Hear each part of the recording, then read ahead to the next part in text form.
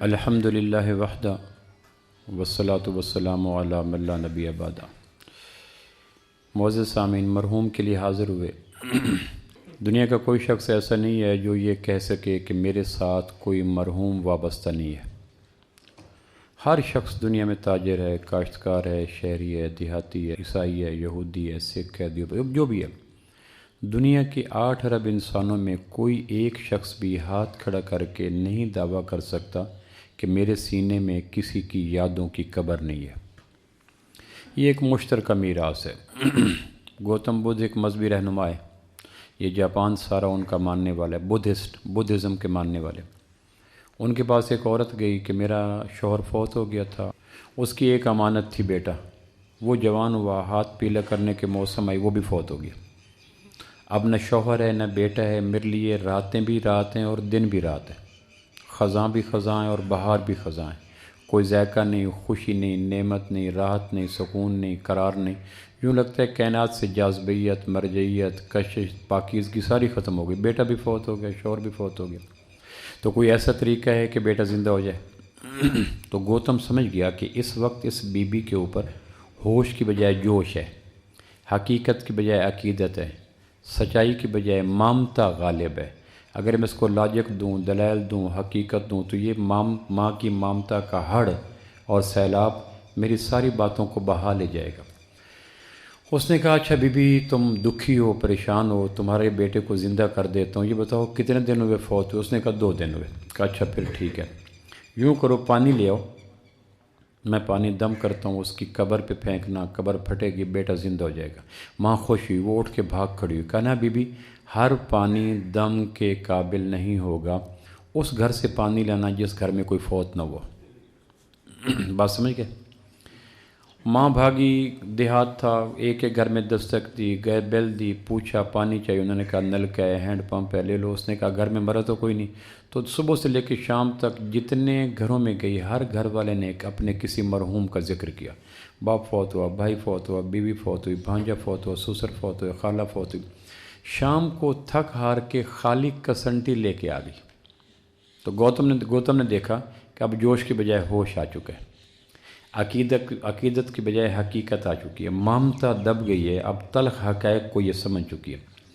تو اس نے کہا بی بی، میں تو آپ کے انتظار میں تھا، جلدی کرو، آپ نے دیر کر دی۔ اس نے کسنٹی اور برتن الٹا کے کہا پانی کوئی نہیں۔ کہا اس بستی کے لوگ پانی نہیں پیتے، یہاں پانی نہیں ہوتا، لوگ نہیں رہتے۔ کہا پانی بھی ہے، لوگ بھی ہیں، نلکے بھی ہیں، اجازت بھی ہے۔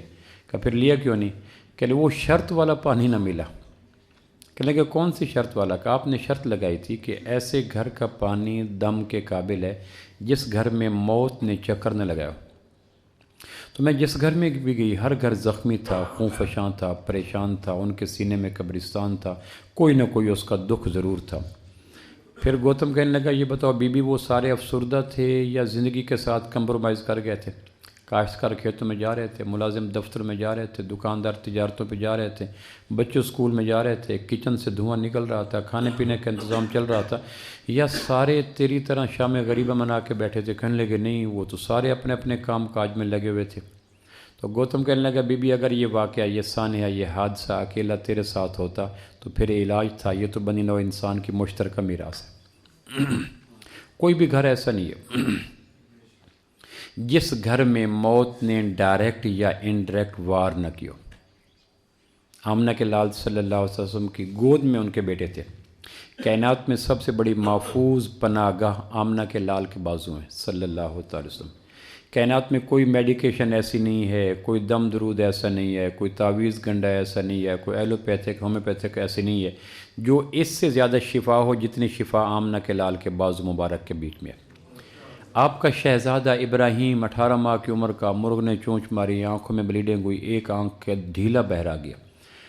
حضرت ماریہ قبطیہ نے اندر سے پیغام بھجوایا کہ ابراہیم کی سانسیں اکھڑ گئیں۔ آپ نے تہبند پہنا ہوا تھا، دھوتی پہنی ہوئی تھی۔ صحابہ کہتے ہیں اپنے تیزی کے ساتھ دھوتی کو اڑے ساتھ یہاں سنبھالا اور آ کے ابراہیم کو دونوں بازو میں لے لیا۔ بازو میں لے کر یوں بازو ایسے فولڈ کیے تو ابراہیم اتنا بھرا بھرا، موٹا تازہ، ہیلدی وجود تھا کہ ابراہیم کے ہاتھوں سے گزر کر آپ کے ہاتھ کندھے تک نہ آ سکے۔ پھر آپ علیہ السلام کے سامنے ابراہیم آخری سانس لے رہا تھا، نظر کھچ کی تھی، پائپ لائن میں جا چکا تھا۔ آپ نے پھونک ماری، پیشانی کو بوسہ دیا، بالوں میں پیار کیا، اوپر دم کیا، لیکن انہی مضبوط، پاکیزہ، اجلے اور شفا سے بھرے ہوئے ہاتھوں کے بیچ میں ابراہیم فوت ہو گیا۔ اس سے زیادہ شفا گاہ، اس سے زیادہ محفوظ پناہ گاہ، اس سے زیادہ مضبوط اسرائیل سے بچنے کے حصار اور قلعہ کون سا ہو سکتا ہے؟ ان بازوؤں کے بیچ میں بڑھاپے کی اولاد، آخری 1.5 سال کے لگ بھگ کا بچہ ابراہیم، وہ فوت ہو گیا، اور آپ کی آنکھوں سے آنسو ایسے بہے کہ ساون بھادو کا موسم لگ گیا۔ آنکھوں سے آنسو بہتے بہتے داڑھی، اور داڑھی سے نکلتے ہوئے چشمان مبارک کے آنسو ابراہیم کے چہرے پہ آئے۔ پھر اس پہ 2 جملے فرمائے۔ میری بات سمجھ آ رہی جی؟ کیوں جی؟ پیچھے والے حضرات کو میں بڑا لمبا پینڈا طے کر کے آیا ہوں۔ شہزاد بھائی کا رات بار بار حکم تھا، رات میں تھا بحریہ ٹاؤن میں، آنے کا پروگرام نہیں تھا، مسلسل فون پہ فون، رات میں کو 2 بجے 2:30 بجے پہنچا۔ میں تھکن آپ سے زیادہ مجھے ہے، چونکہ میں لاہور کے بحریہ ٹاؤن سے آیا ہوں، یقیناً آپ میں سے کوئی بھی اتنا دور سے نہیں آیا ہوگا، اس لیے میرا زیادہ حق ہے کہ آپ میری بات کو سنیں۔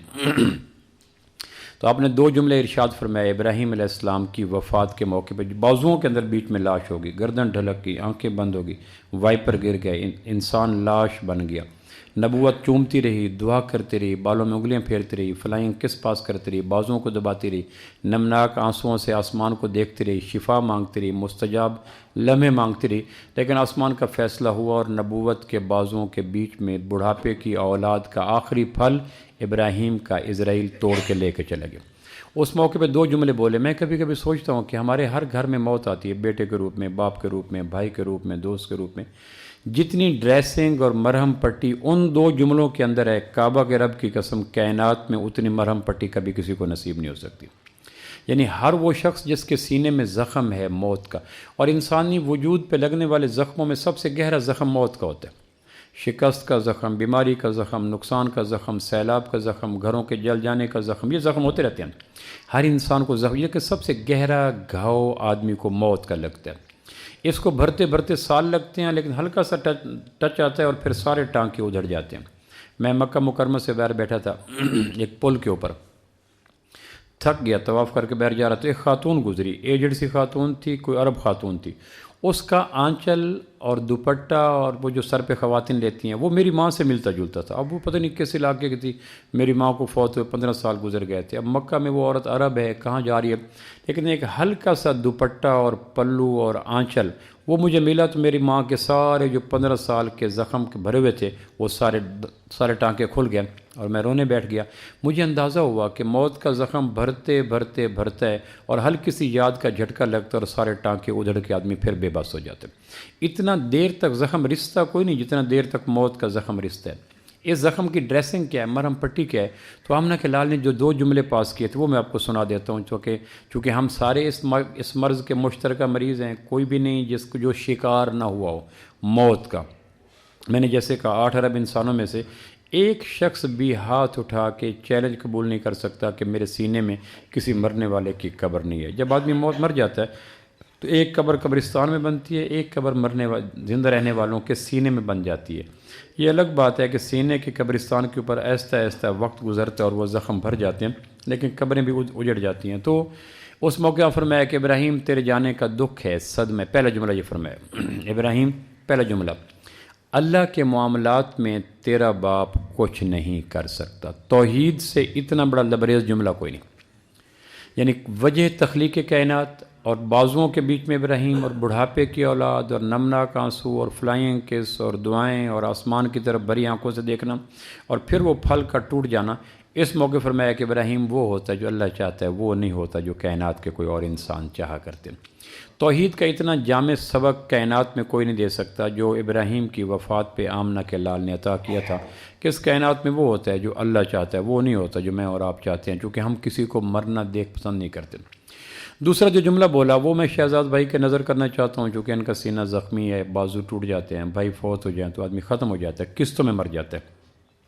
اور قادر یار کی موت میں مجھے کہہ رہے تھے، ابھی مجھے پتہ چلا، مجھے اس کی تفصیلات علم نہیں تھا، فرما رہے تھے کہ عین جوانی میں کوائٹ ینگ، ایک لمبی اسارت اور قید کا زمانہ گزر کر پھر آیا، اور 2-3 سال پہلے رشتہ ازدواج میں ہوا، ایک چھوٹی سی بچی، اور جوانی، اور ایسے گھنٹوں میں یا اس سے بھی کم وقت میں جسم ٹھنڈا ہوا اور ایک جوان لاش بن گیا۔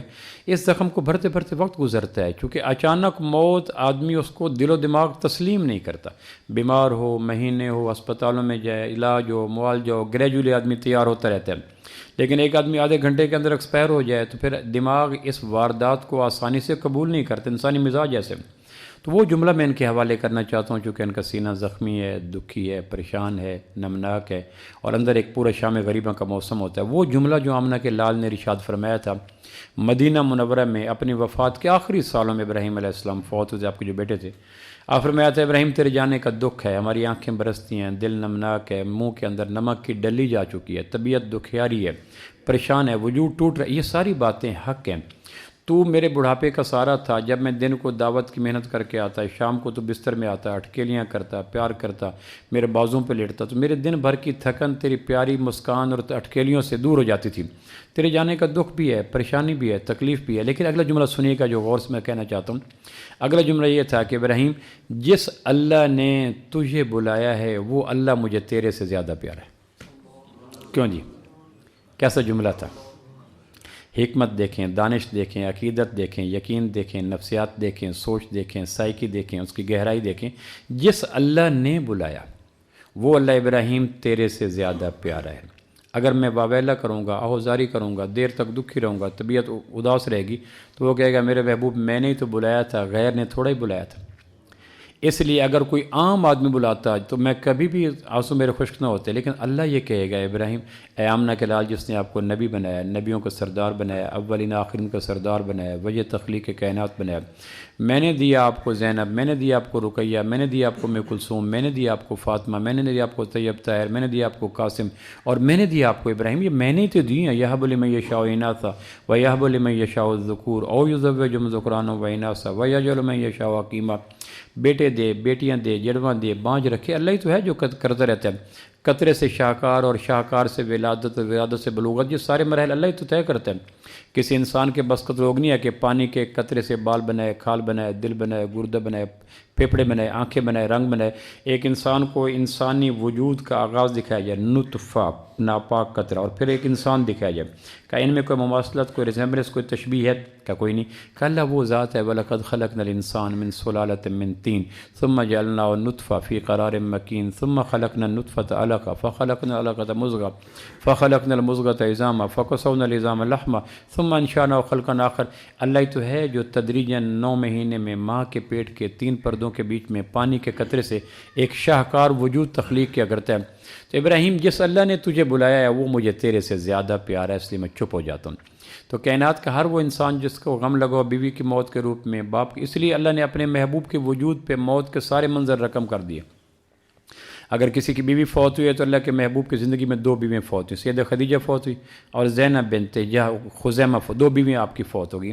ایک بیوی 25 سال کی طویل رفاقت کے بعد فوت ہوئی اور دوسری بیوی شادی کے 3 مہینے بعد فوت ہوگی۔ نئی نویلی دلہن فوت ہو یا لمبی رفاقتوں والی بیوی فوت ہو، تو لمبی رفاقت والی بیوی فوت ہو تو خدیجہ کو یاد کر لو، نئی نویلی اور سہاگن بیوی فوت ہو تو زینب کو یاد کر لو بنت خزیم۔ بیٹا فوت ہو تو اللہ کے محبوب کا طیب طاہر قاسم ابراہیم کو یاد کر لو، بیٹی فوت ہو تو آپ کی رقیہ فوت ہوئی، زینب فوت ہوئی، ام کلثوم فوت ہوئی رضی اللہ تعالیٰ عنہم اجمعین، 3 بیٹیاں فوت ہوگی۔ باپ فوت ہو تو عبداللہ کو یاد کر لو، ماں فوت ہو تو آمنہ کو یاد کر لو، چچا فوت ہو تو حمزہ کو یاد کر لو، دوست فوت ہو تو آپ، تو ایک لائن لگی ہوئی۔ اللہ نے موت کے سارے رشتوں کو آمنہ کے لال کے وجود میں نافذ کر کے ہر شخص کی ڈریسنگ کا اہتمام کر دیا کہ کوئی یہ نہ کہے کہ میرا چچا فوت ہو تو اللہ کے محبوب کے نہیں، میرا دادا فوت ہو تو اللہ کے محبوب کے نہیں، میری بیوی فوت ہوئی تو اللہ کے محبوب کے نہیں، میری ماں فوت ہوئی تو اللہ کے محبوب کے نہیں، میرا بھائی فوت ہوا تو اللہ کے محبوب کا رضائی بھائی ابو سلمہ اور آپ نے ایک ہی دایا کا دودھ پیا تھا، سویبہ اس کا نام تھا، اس لیے ابو سلمہ آپ کے رضائی بھائی تھے۔ تو رضائی بھائی فوت ہو گیا، بیوی فوت ہوگی، ماں فوت ہوگی، باپ فوت ہو گیا، بیٹا فوت ہو گیا، بیٹیاں فوت ہوگی، تو یہ سارے تلخ مرحلے اللہ نے اپنے محبوب کی ذات اقدس پہ نافذ کر کے ہم جیسے دکھیاروں کے لیے سنت طے کر دی کہ یہ کوئی مسئلہ نہیں ہے۔ تو اس لیے یہ کوئی عجیب چیز نہیں ہے موت کا آنا۔ موت، میں چند ایک باتیں صرف عرض کرنا چاہتا ہوں، میں بھی ایک تھکن کا مارا ہوا شخص ہوں، اس لیے میں چند باتیں، جب کوئی موت کا مرحلہ کسی کے اوپر آ جائے تو شریعت اس کے متعلق 2-3 باتیں کرتی ہے۔ کیونکہ جانے والے اچانک نہیں جاتے، گریجولی جاتے ہیں۔ کہتے ہیں جب مرنے والا کوئی موت کے پائپ لائن میں داخل ہو جائے، یقیناً ہمارے یہاں ہسپتال کے روپ میں، گھر کے روپ میں، بیماری کے روپ میں، حادثے کے روپ میں، فائرنگ کے روپ میں لوگ مرتے رہتے ہیں، تو شریعت کہتی ہے پہلے یہ ہے کہ مرنے والوں کے پاس بیٹھ کر کلمہ طیبہ پڑھا کرو، اس کو نہ کہا کرو، کبھی بھی مرنے والے کو نہ کہو کلمہ طیبہ پڑھو، فزیکلی پڑھتے رہو لا الہ الا اللہ محمد رسول اللہ، یہ پڑھتے رہو، اور اس کے کانوں میں یہ گونج دل نواز نغمہ جاتا رہے گا، قدرت نے مہربانی کی تو اس کو یہ کلمہ نصیب ہو جائے گا۔ کسی نے کسی اہل نظر سے پوچھا کہ حدیث میں آتا ہے جس آدمی کا آخری بول کلمہ طیبہ ہوا ہو وہ 1000 سال بھی جیے گا تو اللہ اس کے لیے جنت واجب کر دیں گے۔ تو مرنے والے سے کسی نے پوچھا کسی بزرگ سے کہ کوئی ایسا میتھمیٹیکلی ریاضیاتی طریقے پر کوئی فارمولہ ہے کہ مرتے وقت میرے لبوں پہ کلمہ آ جائے؟ اس نے کہا ایک طریقہ، وہ میں آپ کو عرض کر دیتا ہوں۔ مرتے وقت اگر لبوں پہ کلمہ طیبہ جاری ہو گیا، کائنات کا سب سے حسین نغمہ، حسین کلمہ، حسین جملہ، پاکیزہ تمام نبیوں کی مشترک میراث، اگر وہ جاگ گیا تو پوری زندگی جیسی گزری پروردگار بغیر حساب کتاب کے جنت الفردوس کے بالا خانوں میں پناہ عطا فرما دے گا۔ تو کسی نے پوچھا کہ اس کا طریقہ ہے کہ کوئی ایسا طریقہ کہ مرتے وقت کلمہ، چونکہ اس وقت آدمی سینس لیس ہو چکا ہوتا ہے، قوم میں جوان کی جوانی، حسین کا حسن، قوی کی قوت، طاقتور کی طاقت، زمیندار کا زمیندارہ، چودھری کی چودھراڑ، سردار کی سرداری، ایم این اے کا ساری چیزیں ختم ہو جاتی ہیں۔ موت کے وقت آدمی ایک لاغر، بیمار، کمزور چوزے کی طرح نچڑ جاتا ہے، طاقت، دانش، پیسہ، جوانی، پی آر، عہدہ، قبیلہ، نوکر سارے دھڑام سے گر جاتے ہیں، کوئی بھی اس وقت پناہ دینے کو تیار نہیں ہوتا۔ تو کسی نے پوچھا کوئی ایسا طریقہ ہے کہ مرتے وقت غیب سے کلمہ طیبہ جاری جو؟ اس نے کا طریقہ ایک ہے کہ کیا حدیث میں آتا ہے کہ موت نیند کی بہن ہے، حدیث میں آتا ہے موت نیند کی بہن ہے۔ ہر رات آدمی 5-6 گھنٹے کے لیے مرتا ہے، ہر رات آدمی، جو امیر ہو غریب ہو سوتا ضرور ہے، باقی چیزوں میں ویری کر سکتے ہیں، کھانے میں، پینے میں، سونے میں، دنیا کا ہر انسان، یہودی ہے، سکھ ہے، عیسائی ہے، ہندو ہے، مشترک ہے۔ ہر انسان جب رات کو 6 گھنٹے کے لیے مور اور لیس سوتا ہے تو وہ گویا چھوٹی موت کے مرحلے سے گزر رہا ہے۔ چھوٹی موت سے پہلے شعوری طور پر کلمہ پڑھا کرو، اللہ بڑی موت کے وقت کلمہ طیبہ خود یاد کرا دے گا۔ بات سمجھ گئے جی؟ رات کو سوتے ہوئے جب سونے لگے اللہم بسمک اموت ہو، حدیث میں جو دعا آتی ہے سونے وقت اللہ کے محبوب نے ارشاد فرمایا وہ یہ تھا اللہم بسمک اموت ہو، اللہ میں تیرے نام پہ مر رہا ہوں۔ تو حالانکہ سو رہا ہوتا ہے، یہ نہیں کہا اللہم بسمک انوم ہو، اللہ میں تیرے نام پہ سو رہا ہوں، یہ نہیں کہا اللہم بسمک اموت ہو، اللہ میں تیرے نام پہ مر رہا ہوں۔ جب مر رہے ہو پھر آدمی اس طرح چارپائی، قمیض اتارنا، بنیان اتارنا، گھڑی اتارنا، موبائل نکالنا، پرس نکالنا، دائمے کرنا، گویا 90% میت کے قریب تر ہو جاتا ہے رات کو سوتے ہوئے۔ اگر آپ کبھی اپنی پوزیشن لیں کہ میں سونے لگا ہوں، چارپائی بھی مل گئی، چادر بھی مل گئی، قمیض بھی اتار دیا گیا، گھڑی اتار دی، اب کسی کو کہو جب میں سو جاؤں میری ایک پک لے لینا، بعد میں آپ دیکھیں تو بالکل لگتا ہے جیسے ایک مردہ پڑا ہے، تو ہم قریب ترین ہو جاتے ہیں۔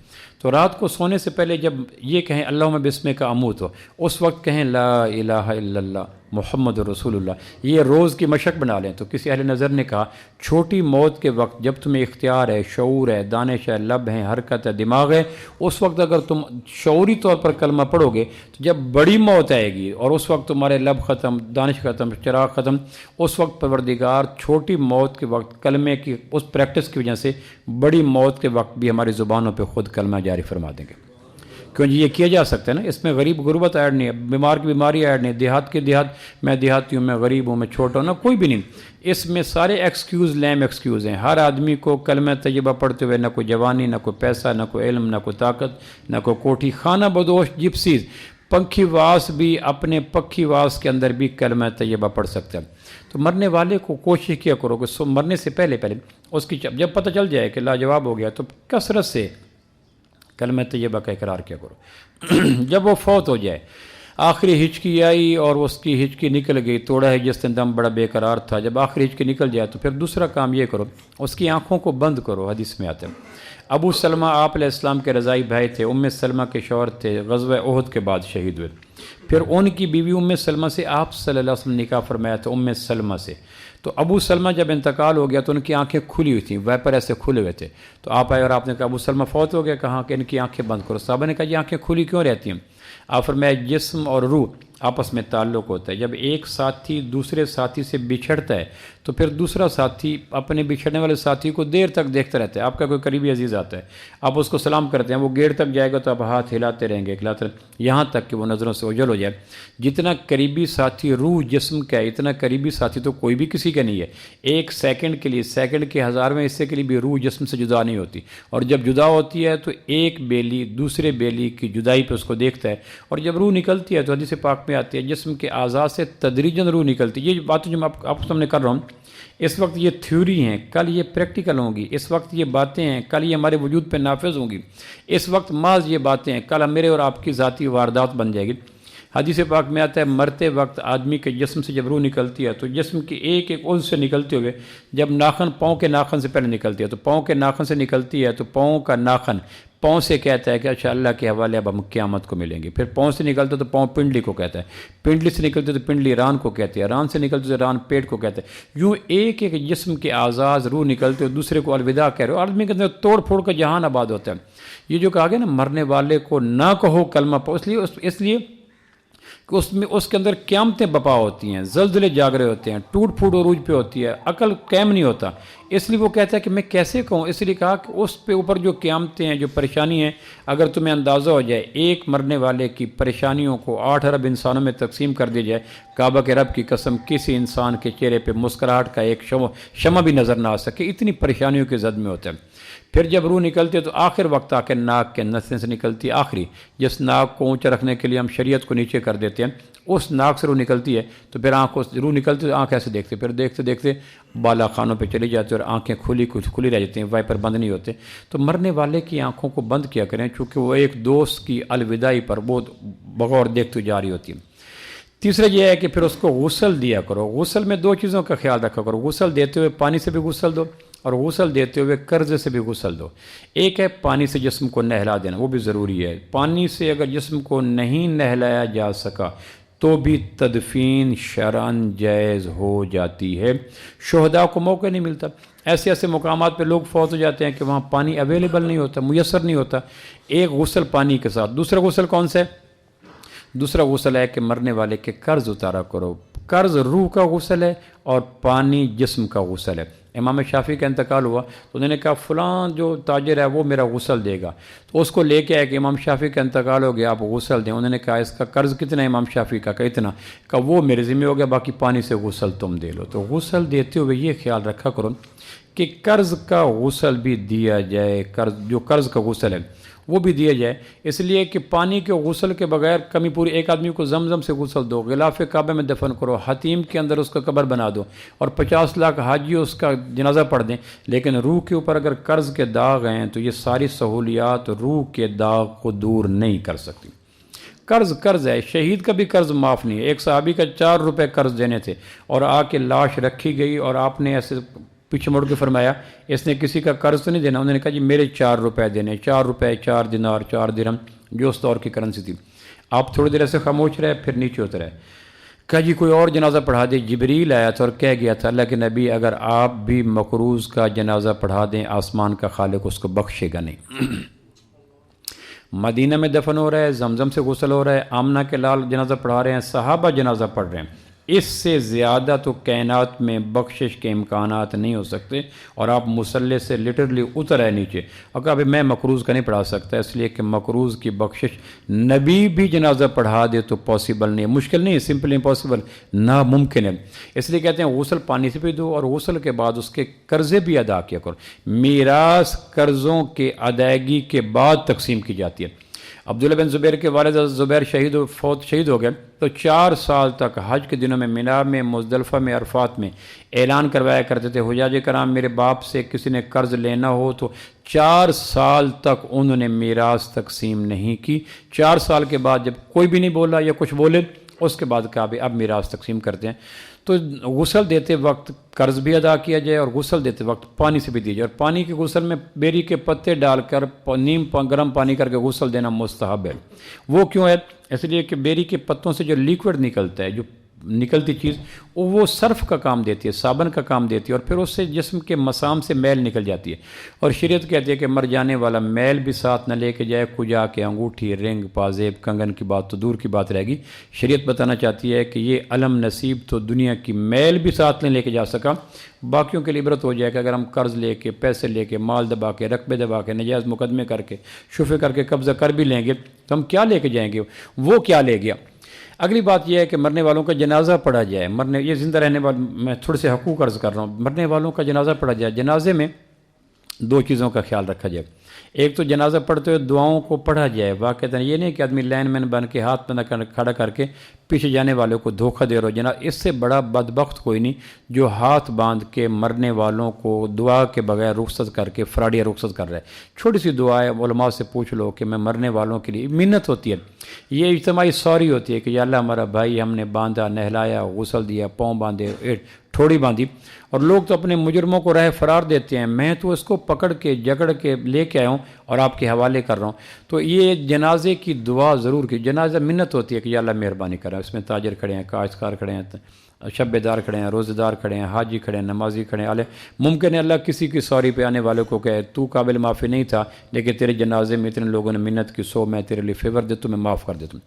اور دوسرا یہ ہے کہ دوسرے یہ کام کیا کریں کہ مر جانے والوں کو جب کفن دیں، کفن ایک جسم کے اعضاء کو چھپانے کا نام ہے کہ اس کے پرائیویٹ پارٹس نظر نہ آ جائیں، کفن دو، اس کو چھپاؤ تاکہ وہ برہنہ ہو کر نہ جائے، تو کفن بھی دیں، اور ساتھ مرنے کے بعد اس کی آبرو کے اوپر بھی معافی کا کفن دے دیا کر، اس کو ڈسکس نہ کیا کریں، چھوڑو اگر شرابی تھا، زانی تھا، چور تھا، اچکا تھا، جس طرح کفن سے اس کے پرائیویٹ پارٹ چھپا نہیں دیے، اس طرح مرنے کے بعد اس کی غلطیوں کو ڈسکس نہ کیا کریں۔ وہ زبان کا کفن بھی دے دیں اور کپڑے کا کفن بھی دے دیں۔ مرنے والے کو جب بعد میں ڈسکس کیا جاتا ہے غلطیاں، آپ اندازہ کریں ابو جہل مرا غزوہ بدر کے موقع پہ 2 ہجری کو، آپ فرمایا تھا میری امت کا فرعون مر گیا، اس کا بیٹا اکرمہ 8 ہجری کو فتح مکہ کے بعد مسلمان ہوا، اور آپ فرمایا تھا بھائی اکرمہ مسلمان ہونے کے لیے آ رہا ہے، ابھی مسلمان نہیں ہوا، مسلمان اسلام کی طرف سفر کرنے کے لیے آ رہا ہے۔ دیکھو جب اکرمہ کلمہ پڑھ لے تو کوئی آدمی اکرمہ کے باپ ابو جہل کو کرٹیسائز نہ کرے، تنقید نہ کرے، عیب بیان نہ کرے۔ ہم جتنے بھی اختلاف، کسی سے میرا مسلکی اختلاف ہے، سیاسی اختلاف ہے، لسانی اختلاف ہے، قومی اختلاف ہے، برادری کا اختلاف ہے، لیکن اتنا اختلاف تو نہیں ہے جتنا اسلام اور ابو جہل کا اختلاف ہے۔ تو فتح مکہ کے موقع پر نبی رحمت نے فرمایا تھا ابو جہل کا برائیاں بیان نہ کرنا، اکرمہ کے سامنے کو اس کا باپ تو ہے نا، نسبی رشتہ تو ہے نا، اس کو تکلیف ہوگی۔ پھر اس کے بعد قبر میں دفن کرنے سے پہلے 2 چیزوں کا خیال رکھیں، ایک تو یہ ہے کہ قبر میں جتنی مٹی نکالی جائے اتنی مٹی ڈالی جائے، قبضہ گروپ بنا کے پیش نہ کیا جائے۔ جتنی حضور علیہ السلام کی وفات ہوئی تو صحابہ مدینہ منورہ میں 2 قسم کی قبریں کھودتے تھے، لحدی اور صندوقی۔ صندوقی ہوتی ہے سیدھی قبر، لحدی ہوتی ہے نیچے کھود کے اندر لے جانا۔ تو سوچ رہے تھے ابو طلحہ اور ابو عبیدہ بن جراح 2 آدمی تھے جو قبریں کھودتے تھے، ابو عبیدہ بن جراح مکہ کی قبریں کھودتے تھے، ابو طلحہ مدینہ کی قبریں، مدینہ والے لحدی قبر کھودتے تھے اور اہل مکہ صندوقی کھودتے تھے۔ لوگ سوچ رہے تھے کہ اللہ کے محبوب کے لیے ابو طلحہ کو بلائیں یا ابو عبیدہ بن جراح کو بلائیں، انہوں نے کہا 2 آدمی کو نکال دو، جو اللہ کو اپنے محبوب کی قبر کا اسلوب اور انداز پسند ہوا وہ قبر اور گورکن پہلے مل جائے گا۔ تو ابو طلحہ پہلے مل گیا رضی اللہ، پھر اللہ کے محبوب کی قبر کو کھودا گیا اور نیچے سے بغلی بنائی گئی، نیچے سے۔ اس لیے قبر کے حوالے سے یہ کوشش کیا کریں کہ قبروں کو جتنی مٹی نکلے اتنا ڈالا کریں۔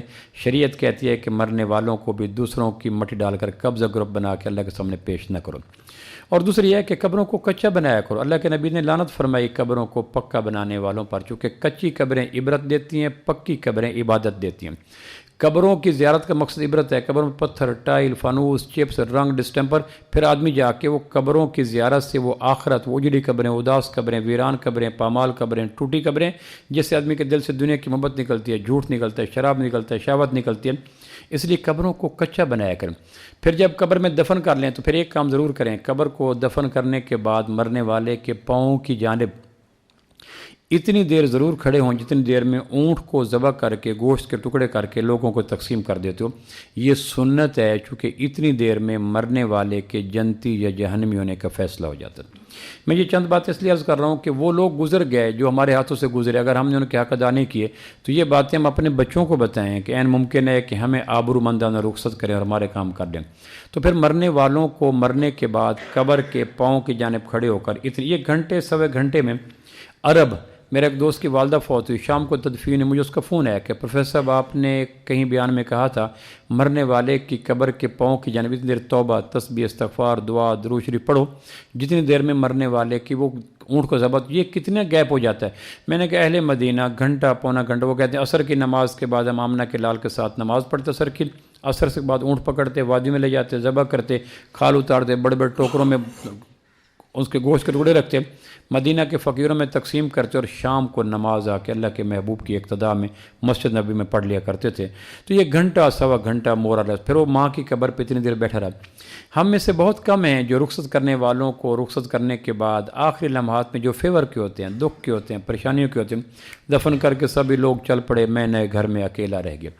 مر جانے کے بعد 6 باتیں اور کا خیال رکھ لیں، 6 باتوں کا جب دفن کر لیں، یہ تو میں نے دفن تک باتیں عرض کر دیں۔ پہلی بات یہ ہے کہ مر جانے والوں کے ایک صحابی ابو سعید ساعدی رضی اللہ راوی ہیں، کہتے ہیں ابو داؤد کی روایت ہے کہ ہم مدینہ منورہ میں تھے، بنو سلمہ کے ایک شخص ہے، اس نے کہا یا رسول اللہ مر جانے والوں کے کیا حق ہیں؟ آپ فرمایا جنازہ پڑھا کرو، وہ میں نے آپ کو عرض کر دیا۔ آپ فرمایا مرنے والوں کو دعائے مغفرت کیا کرو، جس طرح یہ آج ہم شہزاد بھائی کے بھائی قادر یار کے لیے اکٹھے ہوئے اور دعائے مغفرت کریں، یہ دائیں بائیں سے آواز دینے سے لیے ہوتا ہے کہ یار تم بھی آؤ، تم بھی آؤ، تم بھی آؤ، کیوں؟ تاکہ میرے بھائی کے لیے ہاتھ اٹھیں گے، پھیلیں گے، کسی کی دعا، کسی کی منت، کسی کے آنسو، کسی کا رونا میرے بھائی کی نیا کو کنارے لگا دے گا۔ یہ جو ہمارے ہاں یہ مجالس ہوتی ہیں دعائے استغفار کی یا تعزیتی ریفرنس ہوتی ہیں، اور یہ دائیں بائیں آوازیں لگتی ہیں، اس لیے ہوتا ہے کہ یار وہ بھائی اللہ کے پاس چلا گیا، بے بس ہے، وہاں زور نہیں، زر نہیں، زاری نہیں، تم سارے آ جاؤ، ہاتھ اٹھائیں، اس کے لیے منت کریں، اللہ پروردگار رحم کرے، اور اس کے لیے یہ اس لیے ہوتا ہے۔ تو دعائے مغفرت کا اہتمام کیا جائے۔ حدیث پاک میں آتا ہے مر جانے والا مرنے کے بعد زندہ رہنے والوں کی نیکیوں کا یوں انتظار کرتا ہے جس طرح ڈوبنے والا، اب دریائی لوگ ہیں، ڈوبنے والا تن کے کوئی شہ تیر سمجھ کے ہاتھ ڈالتے ہیں کہ ممکن ہے یہ تن کا شہ تیر بنے اور مجھے کنارے تک پہنچا دے۔ مرنے والے مر نہیں جاتے، کون کہتا ہے کہ موت آئی تو مر جاؤں گا، میں تو دریا ہوں، سمندر میں اتر جاؤں گا، انتقال ہوتا ہے۔ ساڑھے علاقے چلانا ہوتا ہے نا، فلاں بندے دا انتقال ہو گیا، اور تسی سارے بیٹھے دیہاتی میں تھوڑے علاقے دا، وہ بندہ ہوتا ہے بھئی یار فلانا کدے گیا کہ اور شہر گیا، کیوں کہ انتقال کرنے گیا، رقبے دا انتقال۔ ہوں جڑے رقبے دا انتقال ہوتا ہے وہ دریا بورت نہیں ہوتا، لا دت دے بجائے گاموں دے نا، پھاپو دے بجائے ستو دے نا ہوتا ہے نا، انتقال رقبہ ایک دن فلاں بندے دا انتقال ہو گیا، انتقال والا بندہ مر نہیں ویندا، وہ گراؤنڈ فلور تو بیسمنٹ چلا جاتا ہے۔ کون کہتا ہے کہ موت آئی تو مر جاؤں گا، میں تو دریا ہوں، سمندر میں اتر جاؤں گا۔ زندہ ہوتا ہے باشعور، اس لیے ہم جب قبرستان سے گزرتے ہیں سلام کیا کرو، کیوں؟ تاکہ تمہارے ذہن میں یہ نہ ہو کہ یہ ڈیڈ باڈی ہو گئے، لاش ہو گئے، میت ہو گئے، مرگ مردود، نہ فاتح نہ درود، وہ بات نہیں ہوتی، وہ ہمارا انتظار کرتے ہیں۔ پروردگار ان کو جمعرات اور سوموار کو قبروں کے باہر کھڑا کرتا ہے، وہ انتظار کرتے ہیں کہ یار ہم ان کے بیچ میں تھے، یاد ہی نہیں کرتے۔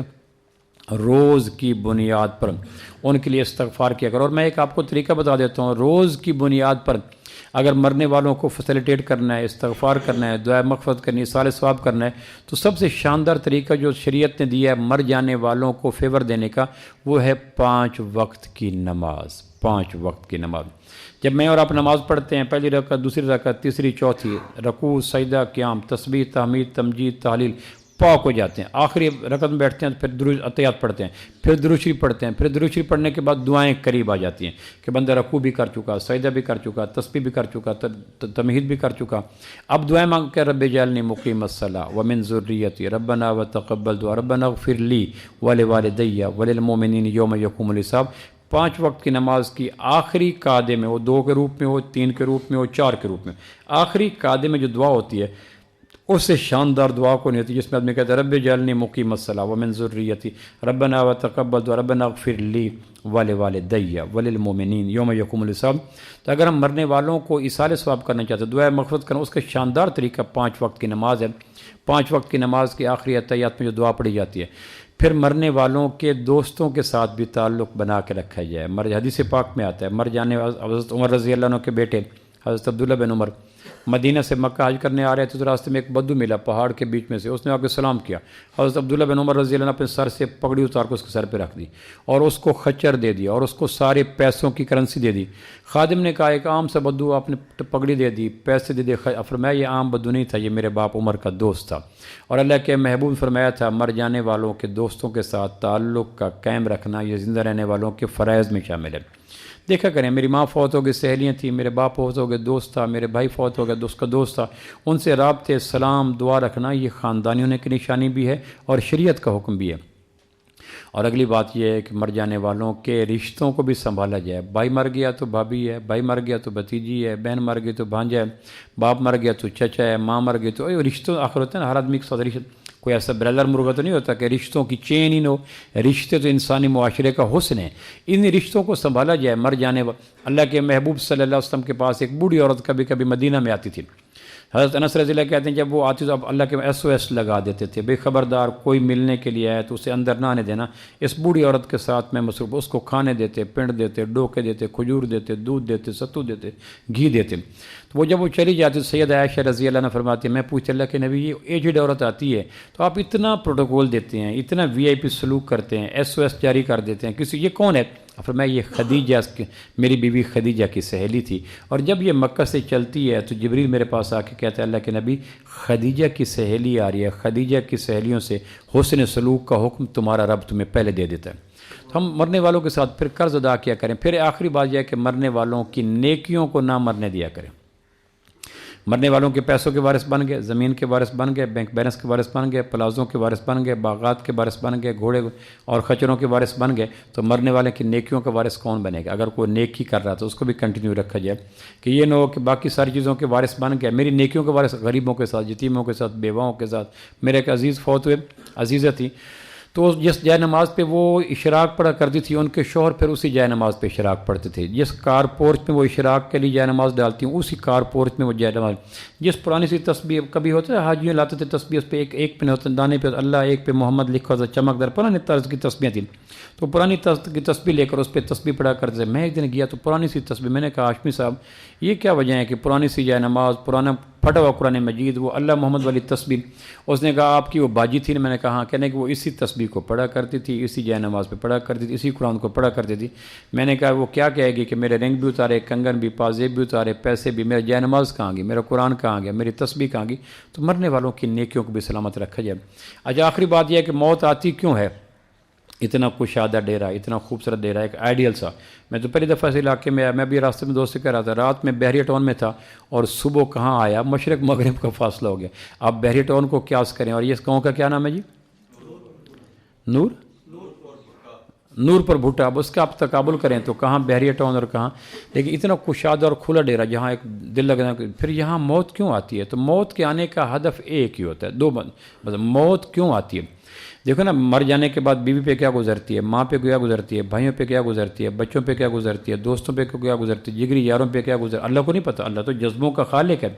اللہ جانتا نہیں ہے کہ ماں کی نیندوں کی ساؤنڈ سلیپ ختم ہو جاتی ہے، بیوی کا میٹھا نیند ختم ہو جاتی ہے، بچے گلی میں رل جاتے ہیں، دوست جگری یار اللہ یہ ساری جذبوں کو پھر اللہ موت کیوں ڈالتے ہیں؟ تو حدیث پاک میں آتا ہے موت کی دو وجوہات ہیں. ایک وجہ یہ ہے موت کے فیصلے کی وجہ. نماز کیوں، روزہ کیوں، حج کیوں، زکوٰۃ کیوں، موت کیوں؟ اللہ حدیث پاک میں آتا ہے، اللہ کہتا ہے موت کا فیصلہ میں نے اس لیے نافذ کیا، ہر امیر پر، غریب پر، شاہ پر، گدھا پر، پیر پر، مرید پر، استاد پر، شاگرد پر، زارے پر، مزارے پر، تاجر پر، کاشتکار پر، کھرب پتی پر، فقیر پر، انگوٹھا چھاپ پر اور پوسٹ ڈاکٹریٹ پر، رند پر، پارسا پر، شرابی پر، امام کعبہ پر. موت تو ہر ایک پہ آتی ہے. موت کا فیصلہ اس لیے نافذ کیا تاکہ تم یہ جان جاؤ کہ اس کائنات میں وہ ہوتا ہے جو اللہ چاہتا ہے، وہ نہیں ہوتا جو اللہ نہیں چاہتا. ساڑے علاقے ایک جملہ ہوتا ہے، پتہ تو ساڑے علاقے ہے یہ نہیں میں تو جنگ دا ساڑے علاقے کو مر جائے بندے جلا دیں پرسا آدھے اچھا میں کہیں دی مرضی بولو، اچھا میں کہیں دی مرضی اللہ دا ہوں تو میری مرضی منی بیٹھے ہو نا. جیڑا آیا ہے کار تے آیا، ٹریکٹر تے آیا، گاں تے آیا، جس آیا اس آ کے جملہ ایک کوئی بولا اچھا میں کہیں دی مرضی بولو جی اللہ دے ہوں مرضی میری منی بیٹھے ہونے. ایو مرضی مناونا اللہ کو اللہ دے بندے ہو. نہ مرن والا مرنا چاہتا ہے، نہ جیون والے مارنا چاہتے ہیں، نہ ڈاکٹر مارنا چاہتا ہے، لیکن او دے باوجود جات سکرت الموت بالحق ذالک ما کنت منہ تحید. موت آ جاتی ہے نا، یہ بتاتی ہے کہ موت آ جانا اس بات کی مرضی ہے کہ اس کائنات میں وہ ہوتا ہے جو اللہ چاہتا ہے، وہ نہیں ہوتا جو اللہ نہیں چاہتا. نیک نیکی کے باوجود نہیں مرنا چاہتا، برا برائی کے باوجود نہیں مرنا. اور دوسرا موت کا مقصد کیا ہے؟ موت تکبر کو توڑتی ہے، تکبر کو توڑتی ہے. ایک آدمی میں یہ پیسہ مال دیرا ڈیر، اللہ کہتا ہے اگر تو یہ ہے تو ڈھونڈنے والا ستاروں کی گزرگاہوں کا اپنے افکار کی دنیا میں سفر کر نہ سکا، جس نے سورج کی شعاؤں کو گرفتار کیا، زندگی کی شب تاریک سحر کر نہ سکا، اپنی حکمت کے خم و پیچ میں الجھا ایسا، آج تک فیصلہ نفع و ضرر کر نہ سکا۔ تو کہتا ہے کوئی عدلیہ میں کام ہو، کوئی مقدمہ میں کام ہو، کوئی ایم پی سے کام ہو، کوئی جنگ میں کام ہو، فلاں، تو میں حاضر ہوں۔ اللہ کہتا ہے تو دور کی باتیں چھوڑ، تیرے وجود پہ موت نے دستک دی ہے، ہمت ہے تو دروازے کھولنے سے روک کے دکھا۔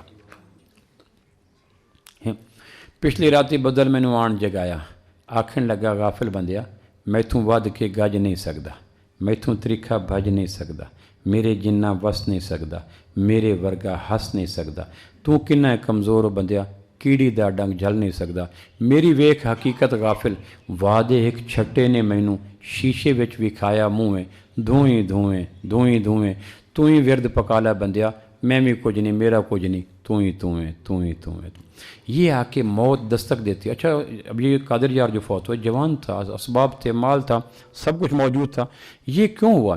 اللہ کے بتاتا ہے کہ کوئی علاج کی کمی تھی، کوئی پی آر کی کمی تھی، کوئی بیلنس ڈائٹ کی کمی تھی، کوئی ورزش نہیں، سب کچھ تھا، لیکن اللہ کہتا ہے موت کا ہڑ جب آتا ہے، موت کا منہ زور سیلاب جب آتا ہے تو بڑے بڑے مکانوں کا وہی حال ہوتا ہے جو خشک تنکوں کا حال ہو جاتا ہے۔ موت کے دیکھو دیوار پہ رکھے ہوئے چراغ ہیں ہم، جو بجھ گئے تو ہوا سے شکایتیں کیسی، دیوار پہ رکھا ہوا دیا آندھیوں سے کب تک لڑ سکتا ہے، خشک پتا شاخوں سے کب تک ٹھہر سکتا ہے، اور کٹی پتنگ بھلا کائنات میں وہ مار ریاض کا ہے نا، کچی تیری ڈور وے گڈیا نہ لائے ڈا زور وے گڈیا، وادی ڈھاکتے پینک جھٹائیے اپنی چاہ اوقات بھلائیے، جیڑا وادی ڈھاکتے چڑھیا مڑو سنگتاں نال نہ رلیا، ڈوری ہیک دیں ٹوٹ وینا ہے، تیرا سب کچھ لٹ وینا ہے، تو آسمان تو ڈھاسیں گڈیا، ہاتھ پرایاں آسیں گڈیا، تیریاں کڑسن لیراں لیراں، کوئی نہ آ کے دیسی دھیراں، تے کئی پھنے خان اڈاری، بھوگ کے ٹر گئے اپنی واری، پیر مٹی وچ دھر گئے گڈیا، کیڑیاں دا ڈھڈ بھر گئے گڈیا، اے وقتی رہن بسیرا، نہ ہے تیرا نہ ہے میرا، اے ٹردا پھردا ڈیرا،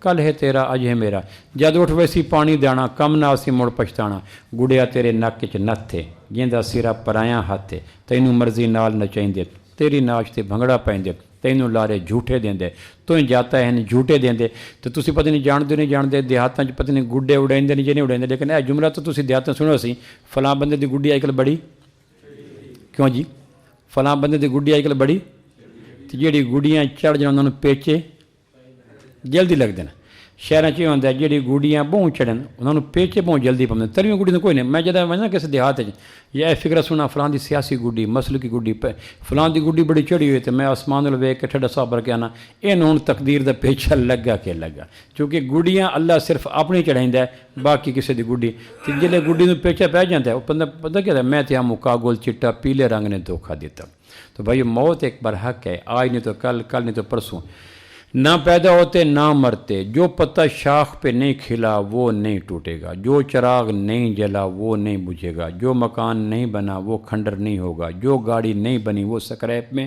نہیں جائے گی، جو غبارے میں ہوا نہیں بھری اس غبارے سے ہوا نہیں نکلے گی، اور جو بندہ میلاد سے نہیں گزرا اس کو وفات نہیں آئے گی، باقی جو پیدا ہو گیا تو آج میں مرتے مرتے بچا تو کل بچتے بچتے مر جاؤ گے۔ ہم پریشان کیوں ہوتے ہیں؟ اس لیے کہ ہم اپنے ذہن کی ڈائری پہ موت کا کوئی چیز لکھنے کو تیار نہیں ہوتے، کل یہ کرنا ہے پرسوں یہ کرنا ہے اگلے اللہ کے سارے کام کرتے ہو، موت کے دماغ کی ڈائری کے نکر پہ کہیں لکھ دیا کرو نا موت موت، تو پھر کام آ جائے، قل ان الموت الذی تفرون منہ فانہ ملاقیکم، اللہ کہتا ہے جس موت سے تم بھاگتے ہو وہ تمہیں موت آ کے رہے گی۔ اور آخری بات سن لیں کہ میں اور آپ کڑی نگرانی کے اندر زندگی گزار رہے ہیں، ہمارے اوپر چیک اینڈ بیلنس بڑا ہے، ہمارے اوپر ویڈیو ہیں آڈیو ہیں بیلنس، ہم یہ نہیں کہ آزاد ہیں، قرآن مجید میں آتا ہے چار ہر آدمی پہ بڑے بڑے گواہ کھڑے ہیں، سب سے پہلے زمین ہے، قرآن مجید زمین ہر آدمی کی ویڈیو بنا رہی ہے، آپ کار پہ ہے موٹر سائیکل پہ ہے زمین سے رابطہ تو ہے نا، انڈائریکٹ زمین ہم کھیت میں ہیں پگڈنڈی میں ہیں مکان میں ہیں جو پہلی منزل پہ ہیں گراؤنڈ فلور زمین ہماری ویڈیو بنا رہی ہے، دوسرا کرامن کاتبین ہماری ویڈیو بنا رہے ہیں، اور تیسرا جسم کے اعضاء جو ہم قرآن مجید میں آتے ہیں جسم کے جو اعضاء ہیں آنکھ ناک کان یہ ویڈیو بنا رہے ہیں، اور چوتھا اللہ کہتا ہے میں خود تمہاری ویڈیو بنا رہا ہوں، اور کل قیامت الدین زمین بولے گی ملک الموت کرامن کاتبین بولیں گے جسم کے اعضاء بولیں گے، اور اللہ کہنے کہ یہ دیکھ لو میں، تو ہم کڑی نگرانی میں ہماری آنکھ پہ ویڈیو ہے، کان کی ویڈیو ہے، زبان کی ویڈیو ہے، دماغ کی ویڈیو ہے، دل و جذبات کیفیات احساسات کی ویڈیو، ہم کو یہ نہیں، اس لیے آپ جس مسلک کے ہیں جس گروہ کے ہیں جس فرقے کے ہیں جس قوم کے ہیں یہ رکھیں ذہن میں کہ کل خالق کے کائنات کو فیس کرنا ہے، اللہ نیتوں کو کو دیکھے گا، پس منظر کو دیکھے گا، پیش منظر کو دیکھے گا، محرکات کو دیکھے گا، عوامل کو دیکھے گا، لحاف کے اندر ہاتھ کے موبائل کے ٹچ سسٹم کی حرکات کو بھی دیکھے گا۔ باقی یہ میں کچھ بھی نہیں، ہم کچھ آج نہیں تو کل نہیں تو لاش۔ سیدنا علی سے کسی نے پوچھا کائنات میں سب سے خوفناک چیز کیا ہے؟ فرمانے لگے لاش۔ کسی نے کہا جی لاش نہ مارتی ہے، نہ کاٹتی ہے، نہ بیک بیٹنگ کرتی ہے۔ فرمانے لگے ایک رات لاش کے پاس سو کے دیکھنا، تمہیں پتہ چل جائے گا ابو طالب کا بیٹا علی کتنی بڑی سچی بات کہہ گیا۔ لاش کے پاس سو کے دیکھیں، ڈیڈ باڈی کے پاس سو کے، اچھا وہ چارپائی جس پہ لاش رکھتے ہیں، جس چارپائی پہ مسجد میں اس چارپائی پہ ایک رات سو کے دیکھ لیں تو اس پہ نیند نہیں آتی، ایسے جیسے 11,000 وولٹ کی ننگی تاریں گزر رہی ہیں، حالانکہ چارپائی ہے، ادوین ہے، سب کچھ، لیکن اس کے قبرستان میں جا کے دیکھ لیں کفن۔ ہمارے علاقے میں ایک نوجوان رات کو لیٹ واپس آ رہا تھا تو پولیس والوں نے روکا، پولیس کا ہے فرض مدد آپ کی، انہوں نے کہا جی کہاں سے آ رہے ہو؟ کاغذ دکھاؤ۔ اس میں کہ بھائی کاغذ کی آڑ میں یہ کون سا کاغذ چاہتے ہیں؟ اس نے کہا جی میں دکان سے۔ اچھا تاجر ہو، کہنے لگا کیا کرتے؟ اس نے کہا کفن بیچ۔ انہوں نے کہا جلدی جا اگاں جا روک نہیں تھی۔ جلے کفن نہ آئے نا، وہ پولیس والے انہوں نے کہا ترکھا ہو قدم ودا، انہیں وہ پہلے بند کی تھی چابی، انہیں چابی کھول کے کک مار کے آ جا تو، یعنی کفن کے نام پر پولیس بھی جنید بغدادی بن جاتی ہے، آپ اندازہ کر لیں۔ تو چارپائی قبر تو ان قریب میں اور آپ اس مقام پہ جانے والے ہیں۔ اللہ کا یہ شکر ہے کہ اللہ نے میرے اور آپ کے ماتھے کی تحریر پڑھنے کا ابھی تک سائنس کو ملکہ عطا نہیں کیا۔ ہر آدمی کی پیشانی پہ وفات کا وقت درج ہوتا ہے، گھنٹے، منٹ، سیکنڈ، دن، سال طے ہوتا ہے، اور یہ اللہ کا خرب کرم ہے کہ پیشانی کی لکھی ہوئی موت کی تحریر کو سائنس ابھی پرنٹ نہیں لے سکی، اور اگر پرنٹ لے جاتی تو ہماری زندگی عذاب بن جاتی۔ کسی کوئی ولیمہ نہ ہوتا، کوئی پھپھو فوت ہونے والی 4 دن، خالہ فوت ہونے والی 9 دن، ماموں فوت ہونے والی 13 دن، بھائی فوت، تو پھر کائنات میں خوشی نامی مخلوق کی پریاں رقص ہی نہ کرتی۔ تو بھائی موت کوئی عیب نہیں، موت کوئی تانا نہیں، موت کوئی ایجاد نہیں، موت کوئی بھٹا خاندان کی نہیں، موت کوئی قادر یار کی نہیں، موت کوئی میری، موت ایک بنی نوع انسان کی مشترکہ میراث۔ البتہ ایک کام ضرور کریں کہ غریب ہو کے نہ مرے، یہ کوشش کریں غریب ہو کے نہ مرے۔ غربت کیا ہے؟ صداقت کا بے تاج بادشاہ، مسلمانوں کا پہلا خلیفہ سیدنا صدیق اکبر رضی اللہ کا قول سن لیں کہ غریب ہو کے نہ مرے۔ کسی نے پوچھا غربت کی موت کیا ہے؟ فرمایا غربت کی موت یہ ہے کہ آدمی مر جائے اس کے گناہ نہ مرے۔ غریب وہ ہے جو مر جائے اس کے گناہ نہ مرے، یہ غریب ہے۔ پھر فرمایا امیر ہو کے مرو، کہ امیرت کی موت کیا ہے کہ آدمی مر جائے اس کی نیکیاں نہ مرے۔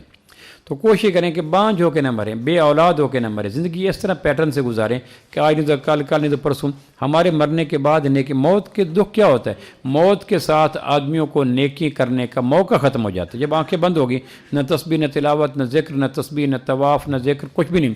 لیکن ایک آدمی اگر لوگوں کو نیکی پہ لگا کے آئے تو وہ مر بھی جائے تو کون کہتا ہے کہ موت آئی تو مر جاؤں گا؟ میں تو دریا ہوں، سمندر میں اتر جاؤں گا۔ موت سے پہلے کوئی نیکی کا ایسا اسلوب ایجاد کر لیں کہ مرنے کے بعد فرشتے کہیں تیرا حساب کیسے لیں، تیری تو ابھی نیکیاں پیچھے سے چل رہی ہیں۔ گنتی شروع ہو تو الیکشن کا اعلان نہیں ہوتا ہے، ابھی 4 پولنگ باقی ہیں جی، پولنگ سارے گنے جائیں گے تو اعلان ہوگا نا کہ ایم پی جیت گئے یا ہار گیا۔ ہاں اسی طرح ایک آدمی کی نیکیاں اور بدیاں وائنڈ اپ ہو جائیں، ختم ہو جائیں، اعلان ہوتا ہے بس اس کو دوزخ میں ڈالو، جنت میں ڈالو۔ اور اگر کسی آدمی کی نیکیاں زندہ ہیں، تسلسل ہے، کنٹینیو ہیں، تو آدمی کہتے ہیں اس کا حساب کیا لیں، اس کی جو نیکیاں جاری ہیں۔ تو کوشش کریں ایسی نیکیوں کو وجود دیں یہ نیکیوں کے کرنے کے بعد۔ تو یہ چند باتیں میں نے اس لیے عرض کی کہ میں اور آپ کوشش کریں، اب ہم اس فیز میں داخل ہوں گے۔ مرنے والے لائن میں آگے کٹ کر موت کے قریب تر میں کر جاتے ہیں۔ ہماری کوشش نہ کریں کہ اس لیے آج نہیں تو کل ہم بھی اس راستے میں جائیں گے۔ کوشش کریں کہ اللہ پاک مجھے اور آپ کو عمل کی توفیق نصیب فرمائے۔